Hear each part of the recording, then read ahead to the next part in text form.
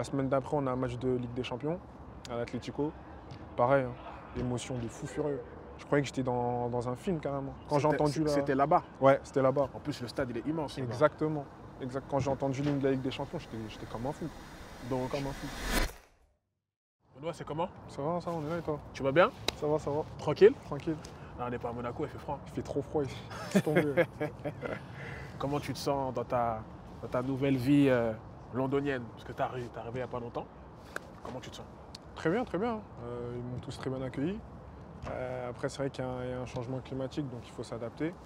Mais sinon, ça va, tout le monde m'a mis à l'aise et tout, tranquille, donc ça se passe bien. Je suis grave content de te voir et de faire cette interview à ce moment-là, parce que j'aurais voulu le faire quand tu étais à Monaco. D'accord, ouais. Donc là, c'est archi bien, parce que là, je t'attrape à ton arrivée à Chelsea. Ouais. T'as déjà fait une interview avant ou pas? Interview, ouais, j'en ai fait, mais c'est pas des interviews comme avec toi, tu vois. Pas des trucs Ouais, longs. c'est pas des trucs longs. Donc des c'est la trucs première, vite on peut dire. C'est la première. C'est dire ça. carré. C'est carré. Merci. Pas de problème, avec plaisir. Donc du coup, bon, là, on est en train de parler de ton transfert. On va revenir un peu dès le début, tu sais très bien comment je fonctionne. Là, on est dans le format 1 vs 1, donc on discute tranquillement. Il n'y a pas le ballon, donc normalement ça devrait bien se passer pour moi. Parce que sinon je suis pas sûr que je passe. Tu vois ou pas? Il y a bon coup de rein, mais je suis pas sûr. Tu vois ou pas? Pas de problème. Et donc du coup, j'aimerais bien que tu m'expliques un petit peu comment tu as commencé le foot. C'était quoi ton premier club? Le début, vraiment le début.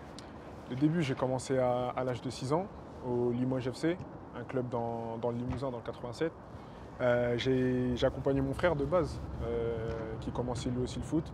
Et je jonglais à côté de lui. Enfin, lui faisait son entraînement, moi j'étais à côté sur un autre terrain. Et de là, son coach, il est venu et il a parlé avec mon père et il lui a demandé si c'était possible que je me mette au foot. C'est comme ça que ça a commencé. Très important le rôle de ton frère, parce que ton frère aussi est professionnel. Exactement. Est-ce que tu peux nous parler un petit peu des débuts quand on est petit, quand on a un frère qui est plus grand? Mais lui, ton frère, il était gardien. Ouais. À ce moment-là, il était gardien ou il Non, était joueur? il a commencé joueur. À ce moment-là, il était joueur. commencé joueur, ouais. Il était quel poste? Il jouait tous les postes, lui. Hein. Il dépannait seulement. Il était Ce bon, qui était normal, on va dire ça comme ça. T'es une galère, tu veux T'as pas dire la compris. vérité. C'est pourquoi il est gardien maintenant. Il était normal. Il était normal. Le tireur, il est bon. Il dit, Il était normal. il t'a sauvé. Non, il était normal, mais c'était un exemple. Tu connais, quand t'as un grand frère, t'as toujours envie d'être comme lui, de jouer comme lui et tout. Donc c'était pour ça que j'ai commencé le foot. Et c'est pour ça que voilà, j'ai aimé directement. Et lui, il m'a poussé aussi à aimer le football. Parce que voilà, on a été dans une famille comme ça, sportive. Donc forcément, voilà, le football, ça a été direct, on va dire. Quand tu étais plus jeune, tu étais quel poste au début? J'ai joué attaquant. J'ai Attaquant. commencé attaquant, ouais. C'était bien quand tu es attaquant, ton frère il est goal. De fou. Ça permet de travailler. Hein. Ouais, de fou, c'est vraiment bien. Mais ouais, franchement, c'était cool. C'était cool en attaque. So, à quel moment tu as commencé à descendre au niveau des postes? Est-ce que tu as fait le... Moi j'ai fait ça aussi, attaquant 6, dev central. Exact. Tu es passé directement d'attaquant à dev central. Non, je suis passé aussi en 6. En fait, c'était au Pôle Espoir de Châteauroux.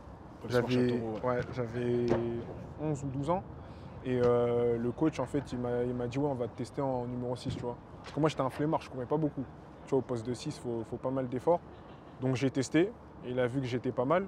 J'ai commencé à ce poste-là, j'ai joué et tout. Et puis après, il m'a dit, non, tu vas passer défenseur central. Et après, voilà, j'ai accroché, j'ai bien aimé. Et puis maintenant, voilà, je suis resté à ce poste-là. Au Pôle Espoir de Châteauroux, est-ce qu'il y en avait qui étaient avec toi aujourd'hui qui sont pros? Ouais, Sofiane. Sofiane Diop. Sofiane Diop. Il y a qui d'autre? Fumier, attention. Paul Joly. Ces deux-là, je crois. Après, le reste, je suis pas sûr. Il y a Laurent Sassignon aussi, à Rennes. Sinon, Rennes, ouais. Ouais, il y en a pas mal, mais c'était une bonne Blessé bonne il y a pas génération. longtemps, je crois, Exactement. force à lui. Exactement. Ouais. Mais c'était une Et, bonne génération. Ouais. À quel moment ça commence à devenir sérieux pour toi? Parce qu'il y a ton frère qui signe avant toi. Ouais. Ton frère, il signe où à ce moment-là? À Monaco aussi. À Monaco. Ouais. Et toi, comment ça se passe à ce moment-là? Est-ce qu'il y a des clubs qui sont sur toi? Est-ce que tu fais des essais? En fait, moi, j'ai signé à l'âge de 11 ans à Monaco. Tu as signé de à base. 11 ans. Pareil, c'est parce que mon frère, il avait signé. Et ils sont venus me voir. Et directement, j'ai signé là-bas parce que voilà, c'était un club que j'appréciais. Donc comme toi, j'ai quand vu tu étais mon au Pôle frère- Espoir, tu étais tranquille, hein? Ouais, j'avais déjà signé, moi. Et c'est pour ça, en fait. T'étais pas comme Sofiane. Non. C'est la bagarre pour lui. Hein. Non. Justement, une anecdote, justement, quand ils ont fait les tests pour rentrer au Pôle Espoir, moi aussi j'étais là. Mais moi je savais déjà que j'étais pris. Du coup, ils avaient tous l'impression, tout ça, mais moi j'étais tranquille. Sofiane, c'était la bagarre Ouais, pour lui. laisse Sofiane, tomber. il a bourlingué. Laisse tomber. Sofiane, Laisse quand il était tomber. au Pôle Espoir, c'était même pas... Je sais même pas s'il avait déjà signé à Rennes ou pas Je suis encore. pas sûr. Mais c'était pas Je clair suis à pas ce sûr, moment-là. ouais, je suis pas sûr. Non, c'était bien, c'était bien. En plus, pour l'espoir, aujourd'hui, ça marche toujours aussi bien. Parce qu'il y a le club de l'Étoile Bleue Saint-Cyr, que je connais très bien, qui a envoyé beaucoup de jeunes, enfin, qui a beaucoup de joueurs au Pôle Espoir de Châteauroux, dont actuellement le petit frère de Sofiane. Ouais. En train d'arriver là. Exact. C'est pas mal. Exact. Donc du coup, à ce moment-là, toi, tu es tranquille. Ouais. Comment ça se passe le Pôle Espoir quand on a déjà signé? Bah déjà, il faut savoir que je rentre avec un an d'avance. C'est-à-dire que moi, je suis en 2001 et je rentre avec la génération 2000. Au départ, c'est très, très, très difficile parce que je n'étais pas habitué à quitter mes parents. J'avais que 11 ans. Je les voyais que en fin de semaine. Donc, c'était très, très dur. Mais après, voilà, tu te lis d'amitié avec certaines personnes et du coup, ça te facilite le parcours. Mais au départ, ouais, c'est vrai que c'était super dur. Il y a un coach au Pôle Espoir dont Sofiane m'avait parlé, j'ai oublié le nom. Fabrice Dubois. Exactement, Monsieur Dubois. Ouais. Est-ce que tu peux nous en parler? Quelle était ta relation avec lui? Est-ce que c'était un petit peu comme Sofiane, un petit peu conflictuel ou Non, pas du tout. Ou toi, c'était différent? Pas du tout. Moi, en vrai, j'ai jamais eu de vrai embrouille avec un coach. Hein. Mais avec Fabrice, ouais, c'était une relation particulière parce qu'il savait que pour moi, c'était très dur de rentrer avec un an d'avance. Donc, il ne se comportait pas de la même manière qu'avec les autres. Tu vois, il était plus souple avec moi. Après, moi, je ne suis pas quelqu'un qui dérange. Donc, en vrai, je suis facile à gérer. Mais c'était quelqu'un de très, très gentil avec moi. Il était très exigeant aussi avec moi sur le terrain. Et il m'a fait énormément progresser hein, sur plein d'aspects de mon football. Et je le remercie parce qu'il m'a vraiment beaucoup apporté. Enfin, je dis conflictuel, mais c'était pas conflictuel pour Sofiane, c'était juste, il était beaucoup sur lui, Exact. comme un peu tout le monde. Donc, à la suite de ça, tu fais ta formation au Pôle Espoir de Châteauroux. L'arrivée à Monaco, comment elle se passe pour toi, l'arrivée à Monaco? Tu avais déjà fait des vacances là-bas, des choses comme ça, ou tu es parti directement? Bah, à 11 ans, quand j'avais signé, j'ai dû aller là-bas. J'ai visité et tout, mais rien de plus. Du coup, là, quand je suis allé, j'avais quoi, 15 ans. Je suis reparti pour la première fois après ma signature. Et non, ça s'est très bien passé. Parce qu'en fait, le fait que je sois passé au Pôle Espoir, ça m'a facilité la tâche. Parce Tu es un petit peu habitué à l'éloignement, etc. Exactement, et même à l'exigence, tout ça, qu'on avait au Pôle Espoir. Du coup, ça m'a aidé. Et du coup, ça s'est très bien passé. Hein. Première saison, je crois, en 17, on gagne le championnat.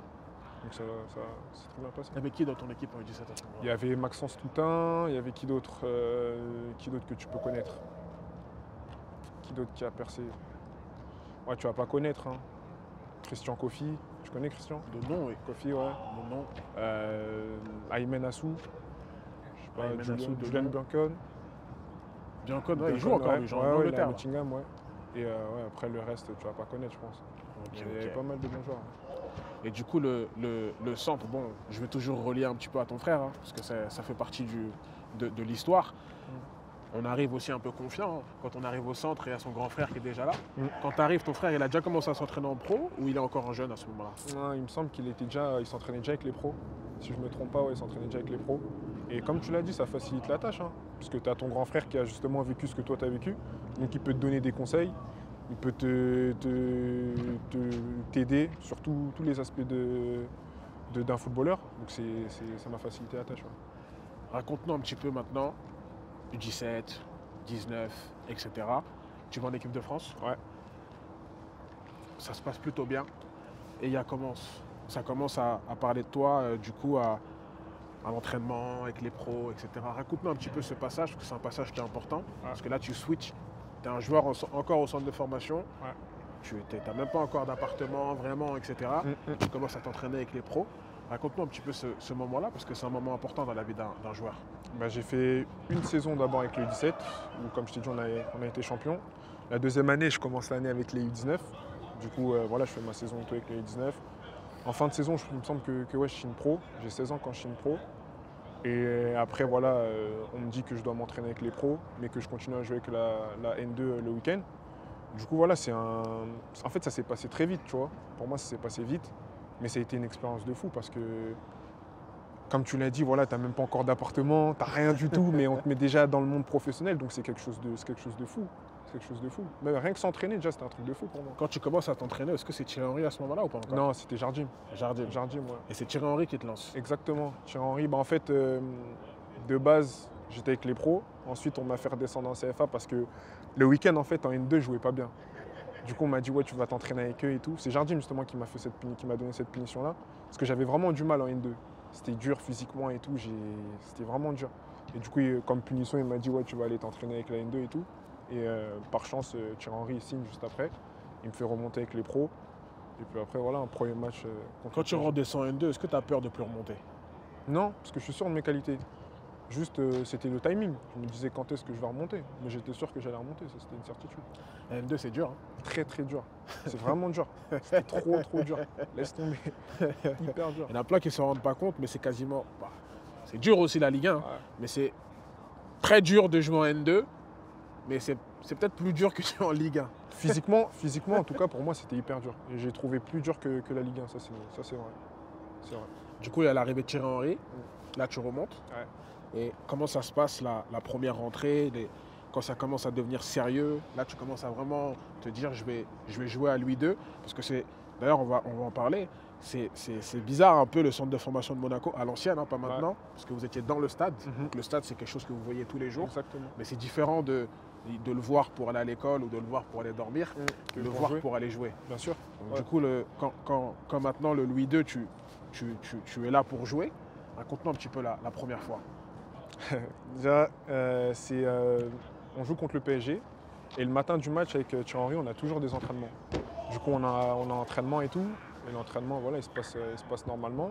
Et après l'entraînement, il y a le coach de gardien qui me dit ouais, quand tu es pour les coups de pied arrêtés, tu préfères te mettre où? Mais moi, dans ma tête, je me dis pourquoi tu me demandes ça? De toute façon, je ne vais pas jouer ce soir. Et il me dit, et moi je lui réponds, je lui dis voilà, j'aime bien me mettre au milieu et voilà, coup de pied arrêté, je suis bien au milieu et tout ça. Et du coup, il me dit ouais, parce que tu vas commencer ce soir. C'était la plus longue journée de ma vie. J'étais en stress, en panique totale. J'étais en panique totale, stress total. Et après, voilà, le soir, on a joué face au PSG. Malheureusement, voilà, on a perdu 4-0. Mais c'était une expérience magnifique. T'avais qui sur toi? Il y avait Cavani, Kylian Mbappé et Neymar. Et c'était le... Quoi, tu es flamboyant? Ah, mon gars. Là, tu dois être prêt. Hein. Tu dois être prêt. Mais ouais, pour une première, c'est dur. Hein. Très, Je très m'en dur. souviens très bien en plus. Ouais. Ça faisait que... Ah, bah, déjà, chez Tu connais, ça fait plaisir. Mais après, quand tu perds 4-0 en tant que défenseur, ça fait mal. Et après, ça s'enchaîne. Exactement. La semaine d'après, on a un match de Ligue des Champions à l'Atlético. Pareil, hein. Émotion de fou furieux.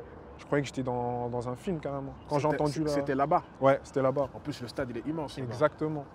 Quand j'ai entendu l'hymne de la Ligue des Champions, j'étais comme un fou. Donc, Comme un fou. quand tu remontes en pro, il faut savoir qu'il y a quelques temps, tu avais été puni à jouer en N2. Exactement. Et là, tu es au bout de ton deuxième match. C'est une dinguerie en fait, parce que tu es puni en N2, tu remontes en pro, Ouais. et tes deux matchs coup sur coup, c'est PSG Et Atlético. Champions League. Ouais. Dinguerie, mais comme je te dis, c'est un truc de fou. Et moi, je m'y attendais pas. Mais c'est des expériences, c'est incroyable. Tu commences, tu joues au Wanda Metropolitano, stade de fou furieux, Ligue des Champions, 17 ans, c'est un truc de fou. Et je crois, si je dis pas de bêtises, tu fais un bon match en plus. Ouais, on avait fait un bon match. Il y avait beaucoup de jeunes. Hein. Il y avait Kefren Thuram, Je me Julian, rappelle. Massengo, il y avait beaucoup de jeunes. On a fait un bon match. Ouais. Je me rappelle très très bien. Donc après, ça s'enchaîne. Ouais. Et tu as passé la barre symbolique des plus de 100 matchs C'est même ça. avec Monaco. C'est ça. C'est un truc de ouf en vrai quand tu dis que tu as commencé à 17 ans. Là, tu as quel âge? 21. Tu en as fait combien des matchs avec Monaco? Au total, Ouais. 135, il me semble. Un truc comme ça. de ouf. Ouais. En vrai, à partir du moment où Thierry Henry t'a fait rentrer, tu n'es plus jamais sorti. C'est ça en fait. Après, il y a eu des périodes un peu plus compliquées aussi. Parce qu'il faut savoir qu'il y avait de la concurrence et que j'étais jeune et que j'ai fait pas mal d'erreurs. Mais de mon parcours, je regrette rien. Rien du tout. On a beaucoup parlé de tes erreurs à un moment donné. Ouais. Comment tu l'as vécu ça? Au départ, moi, je prêtais beaucoup d'attention à tout ça. C'est-à-dire que j'écoutais beaucoup les gens parler sur moi et tout. Tu connais quand tu vas sur Twitter, t'aimes bien regarder. C'est mauvais. Hein. C'est mauvais, mais ça, je l'ai compris après. Mais au départ, voilà, moi, j'étais comme ça. J'aimais bien regarder ce que les gens disaient et tout. Et ça m'affectait, ça me touchait, ça me faisait mal. Mais après, en grandissant, j'ai arrêté tout ça. Ouais, et tu puis même, quand j'entends des choses comme ça me touche plus. Je te le dis honnêtement, ça me touche plus du tout. Il faut toujours avoir le juste milieu. Ouais. Aussi bien dans les compliments que dans Exactement. la critique. Exactement. Il ne faut pas trop prendre les compliments au sérieux Exact. parce que ça rend mou. Mm. Et il ne faut pas trop prendre les critiques au sérieux parce que ça rend mou aussi. Exactement. Et moi, je pars du principe que si des grands joueurs comme Messi et Ronaldo se font critiquer, tous les joueurs peuvent se faire critiquer. C'est simple. Et puis moi, je les accepte, les critiques. Quand elles sont comment dire, Constructive. constructives, moi, je les prends. Après, si c'est pour critiquer comme ça m'intéresse pas. Donc après, ça avance. 135 matchs à Monaco. Et là, c'est le grand saut. Ouais. C'est Chelsea. C'est ça. Comment ça se passe, la bascule entre Monaco et Chelsea? Toi, tu le savais un peu avant, ça fait longtemps qu'ils te suivent. Ça s'est fait rapidement, très rapidement. Rapidement? Ouais. parce que ils ont contacté Monaco pour leur dire qu'ils étaient chauds justement pour le faire. Mais il faut savoir quel moment, à ce que moment-là? c'était là, il n'y a pas longtemps. Hein. C'était il n'y a pas très longtemps. On est quand? En janvier là? Ouais. Ça doit être il y a 2 mois, je crois. 2 mois, un truc comme ça. Ça s'est fait rapidement, comme je t'ai dit. Hein. Ils ont parlé avec Monaco, ils ont dit qu'ils étaient chauds. Il faut savoir que moi, de base, le mieux pour moi, ce que je préférais en tout cas le plus, c'était de partir cet été. Parce que partir en hiver, pour moi, c'est partir comme un voleur, tu vois. Après, je sais que je ne suis pas parti comme un voleur, mais dans ma tête, c'était partir en été. Mais quand un club comme Chelsea vient et te dit on veut absolument que tu viennes cet hiver, tu réfléchis à 2 fois et tu prends la décision de partir, c'est ça. En tout cas, il y a eu beaucoup d'émotions sur ton départ. Ouais. Aussi bien de ta part, moi j'avais beaucoup aimé la vidéo que tu avais postée, et aussi de la part du club de Monaco. J'ai senti que tu avais fini la mission en fait. Et tout le monde était content pour toi, même si c'était un peu en mode voilà, c'est dur, mais tout le monde était très. Personne t'en a. C'est même pas que personne t'en a voulu, ça c'est sûr et certain, mais c'était tout le monde. C'est normal en vrai. Ouais. Tu vois. Après, quand tu dis finir la mission, oui et non. Parce que j'ai quand même un regret, c'est de ne pas avoir gagné de trophée avec Monaco. Donc je pars avec ce sentiment-là quand même de. Tu vois, il me manque quand même quelque chose, tu vois. Mais bien aimé gagner quelque chose. Parce que toi, quand tu montes en pro, ils viennent de gagner à ce moment-là. C'est ça. Ils avaient gagné la Ligue 1, ils avaient fait un parcours exceptionnel en Ligue des Champions. Donc moi aussi, je voulais marquer de mon empreinte ce club. Tu voulais vivre ça, exactement. La Champions League. Exactement. Malheureusement, voilà. Demi-finale, tout ça là. C'est ça, malheureusement, ça n'a pas été le cas, mais je suis très content d'être à Chelsea maintenant. Il y a eu un moment aussi important dans ton année 2022, c'est ta sélection en équipe de France. Ouais. Comment tu l'as vécu? C'est allé vite aussi? Très vite. En vrai, tout va vite en 2022. Là, ça, c'est tout est allé vite en 2022. Ça, c'est le pire, ça. C'est parce que la veille de la sélection, Sofiane, justement, il me dit « Ouais, fais attention, ça se trouve, tu vas être appelé demain. » Et moi j'ai dit « Mais vous êtes des fous, jamais de la vie, je vais être appelé. » Genre, pour moi, dans ma tête, c'était sûr et certain, je n'étais pas appelé. Et sortait ça d'où? Comme ça? Non, comme ça, il disait, parce qu'il y avait beaucoup de défenseurs blessés. Du coup, il y avait plein de proches à moi qui me disaient « Ouais, ça se trouve, tu vas être appelé. » Mais moi, je disais « Vas-y, arrêtez de raconter n'importe quoi, c'est pas possible, il y a grave de défenseurs, tu vois. » Et le lendemain, on est à l'hôtel avec Monaco, et je vois un peu sur les réseaux que, ouais, il y a moyen que je sois appelé, que Youssouf et moi, on s'est appelés. Du coup, voilà, on a regardé la liste avec Youssouf, Axel, et c'est là qu'on a appris qu'on était appelé. Ah, parce que c'était un combo, c'était toi et Youssouf, ouais. Youssouf d'ailleurs qui revient de très très loin. Ah ouais, lui. Avec qui j'étais hier. J'étais avec lui hier. Ouais. Et c'était magnifique en plus, le fait que ce soit vous deux qui soient appelés. Ouais. Mais moi je ne l'ai pas vécu comme une surprise, hein, pour te dire la vérité, personnellement. Pareil, pour moi, c'était logique en vrai. Moi, j'étais du camp à Sofiane. Ouais. La veille, j'étais en mode Benoît, demain, il sera sélectionné. J'étais dans celle-là, moi. Non, mais c'est bien, c'est bien. Après, voilà, c'est une bonne nouvelle au final. Même si ça a été une nouvelle surprenante pour moi, c'était une nouvelle de fou. J'étais comme un fou quand j'ai appris ma sélection. Comme un fou. La Coupe du Monde, le fait que tu ne sois pas sélectionné et qu'il l'a, pour le coup, ça paraissait logique. Comment tu l'as vécu? Logique, oui et non. Parce qu'il faut savoir que... Logique, c'est compris. Ouais. En tout cas, tu te dis, bon, c'est possible. Il y a moyen, exactement. Mais comme je l'avais dit juste après le match que j'avais effectué avec l'équipe de France, je me suis donné le droit de rêver, d'y penser et d'en rêver. Et comme tout le monde, j'ai regardé la liste et j'ai appris que je n'étais pas appelé. C'est un choc émotionnel quand même, parce que voilà, c'est un rêve d'enfant. Tu sais que ça se joue tous les 4 ans, donc il va falloir attendre pour pouvoir en jouer une. Mais après, moi, je l'ai accepté. Hein. J'ai accepté pourquoi? Parce que les performances que j'avais effectuées juste après ma sélection, elles n'étaient pas assez suffisantes pour pouvoir espérer être appelé. Du coup, c'était un choc, mais je me suis dit aussi, j'ai pas tout fait pour pouvoir être appelé. Donc, je l'ai accepté. Au début, ça fait mal, mais quand tu comprends pourquoi, et aussi il y a eu le changement de système, tu comprends que voilà, c'est comme ça. Remise en question permanente. Toujours. De toute façon, la vie continue, l'équipe de France continue. Exactement. Tu as dit, il y en a une dans 4 ans. Dans 4 ans, tu as... J'aurai 25. Ouais. 5 ans, c'est jeune, hein? Ouais, c'est jeune, ça reste jeune, bien sûr, exactement. Donc en vrai, si tu avais fait une Coupe du Monde, là, tu aurais été très très jeune. Ouais. Tu seras toujours très jeune dans la prochaine, donc il n'y a rien. Et puis, comme on le sait tous maintenant, il y a une très bonne nouvelle qui est venue juste après. Donc là, maintenant, c'est le championnat qui t'attend, sachant qu'en plus, aujourd'hui, Chelsea, c'est un petit peu compliqué. Mais moi, j'ai une autre question à te poser. Ouais. on n'a même pas le temps de. On n'a même pas besoin de faire une grosse interview là. Ouais. T'as signé trop longtemps à Chelsea. Tout le monde me dit ça, c'est de ouf. Ouais. Donc en vrai, on va pouvoir revenir. Ouais, t'inquiète, il n'y a pas de problème. Il y a encore le temps de Il y a revenir. le temps, il y a le temps. On va faire des bilans, des trucs, Exactement. etc. T'as 7 ans pour revenir, t'inquiète, pas de problème. Comment tu l'as appris le fait de savoir que tu allais signer 7 ans? Ils m'ont proposé 7 ans tout simplement le contrat. En vrai, quand Et on dit 7 ans à Chelsea, tu dis en vrai, je vais aller. Après, moi, le truc, c'est que dans tous les cas, quand j'ai signé ici, c'était pas pour me dire ouais, je vais partir dans 2 ans, dans 3 ans. Donc au final, que ce soit un contrat de 5 ans, un contrat de 7 ans, ça change rien pour moi parce que je me vois ici pour longtemps, tu vois. Après, c'est mes performances qui me permettront de continuer à jouer pour ce club, mais c'est cette ambition-là que j'ai en tout cas. Donc moi, ça me surprend pas. En tout cas, ça te laisse le temps de bien t'installer sur la C'est durée. ça aussi. Et de marquer du coup. T'as pas réussi, enfin, t'as pas pu marquer de ton empreinte l'AS Monaco. Ouais. On espère que tu vas pouvoir marquer de ton empreinte à Chelsea. du coup. Exactement, bah, c'est mon objectif. Ça serait Clairement, méchant. clairement ouais. Trophée, tout ça. Exactement. Bon, sur cette saison, on va voir ce qui est possible de Ouais, faire. ouais. C'est un peu technique, mais Il y a moyen. il y a moyen. C'est jamais. Toujours. Ouais, toujours. En tout cas, moi, je suis archi content d'avoir pu faire cette interview avec toi. Moi aussi. Comme j'ai dit, on va pas s'étaler trop longtemps. Parce qu'il y a encore du temps, il y a 7 ans encore. Pas de soucis. On va pouvoir revenir 2030, tout ça, Il n'y a pas tranquille. de problème, Ça, on t'inquiète. va. On Tranquille. se dit 2024, 2023, Pas de soucis, frérot. fin 2023, 2024, on essaie de se revoir tranquille. Tranquille, pas de problème. C'est bon? Quand tu veux, ouais, pas de soucis. En tout cas, je te souhaite de tout arracher, hein, clairement. Merci. Je sais que tu as des ambitions démesurées Ouais. et tu as l'air calme comme ça, mais Toujours. Le calme, mon gars, ça n'empêche pas les ambitions. Bravo. Jamais. Ouais. en tout cas, je suis grave content. Ouais. On va continuer à faire le tour, hein, Ouais. parce que je suis ton traducteur aujourd'hui, apparemment. Ah, tu connais l'anglais, c'est dur, hein, mais on s'accroche. Il y a le temps de. Je t'ai dit, de il y a 7 ans travailler. pour travailler ça. Tranquille. En tout cas, l'objectif, bon, les objectifs de trophée, tout ça, on a compris. Je reviens dans, allez, un peu moins d'un an et tu sais parler anglais. On verra. Ouais, Je suis plus ton traducteur. vas-y. C'est bon Vas-y, c'est bon. Vas-y, c'est problème. carré. Carré. Merci beaucoup. Pas de problème. Merci à ça.